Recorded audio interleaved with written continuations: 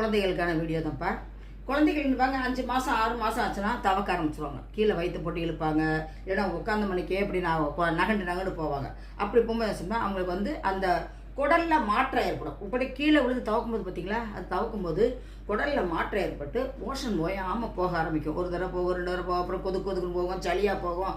ஐயோ இப்படி போகுதே பிள்ளைன்னு சொல்லிட்டு நம்ம வந்து ரொம்ப கஷ்டப்படுவோம். அதுக்கெல்லாம் நீங்கள் ஒன்றுமே பயப்படாதீங்க. உங்கள் ஊர்களில், அதாவது நீங்கள் இருக்க ஏரியாவில் அரை ரூட் பவுடர்னு கிடைக்கும். ஒரு சின்ன பாக்கெட் தான் கிடைக்கும்.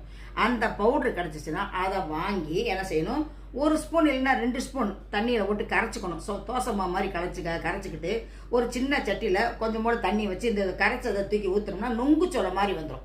அந்த மாதிரி வந்தவுடனே அதை ஆற வச்சு பிள்ளைகளுக்கு ஊட்டுனா இந்த மோஷன் போகிறது வந்து அரெஸ்ட் ஆயிடும். ஒன்றுங்களா. 2வது என்ன கேட்டோம்னா, வசம்பு இருக்குது பார்த்தீங்களா, பேர் சொல்லாத கிழங்குன்னு சொல்லுவாங்க. பேர் சொல்லாத கிழங்கு அதை நம்ம என்ன செய்யணும், நல்ல விளக்கில் வாட்டிடணும். சாமி விளக்கில் வாட்டணும். விளக்கெண்ணெய் சேர்க்கக்கூடாது, நல்லெண்ணெய் தான் அதை ஊற்றிக்கு பொருந்தணும்.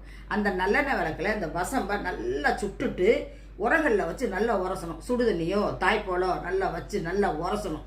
அதில் உரசிக்கிட்டு ஒரு ஏலக்காயை அந்த உள்ளுக்கு இருக்க விதையை மட்டும் எடுத்து அதில் போட்டு கல்லை வச்சு நல்லா உரசனோம்னா நல்லா உரப்பட்டுரும். அந்த உரப்பட்டதை அதை அப்படியே தண்ணியை ஊற்றி வடிகட்டி ஒரு அரைச்சங்கு இல்லைன்னா 1 சங்கு கொடுத்தோம்னா இந்த மோஷன் ஆகிறது அரெஸ்ட் ஆகிப்போம். பயப்பட வேண்டியதில்லை. நல்ல மருந்து, இயற்கையான மருந்துகளை தான் முதல்ல குழந்தைகளுக்கு கொடுத்து பழகணும். எடுத்த உடனே அலோபதிக்குன்னு போகவே போகாதீங்க.